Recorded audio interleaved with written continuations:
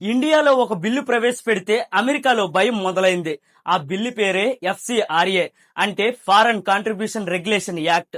భారతదేశంలో సుమారు 35,000 ఎన్జిఓలు ఉన్నాయి. వీటికి అమెరికా ఫండింగ్ చేస్తూ ఉంటుంది. ఇప్పుడు ఈ యాక్ట్ ప్రకారం ఈ ఫండింగ్ ఎంత వస్తుంది, ఎందుకు ఖర్చు పెడుతున్నారు అనే విషయాలను కఠినం చేయనున్నారు.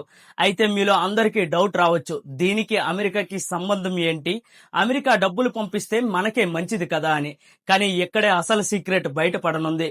వీళ్ళు సమాజ సేవ చేస్తూ అమెరికాకి అనుకూలంగా ఉన్న గవర్నమెంట్ ని తీసుకురావడానికి, ఇండియాని డెవలప్ చేయకుండా ఇక్కడ ప్రజలను రెచ్చగొట్టి ప్రొటెస్టులు చేయడానికి ఈ మనీని వాడుతున్నారు.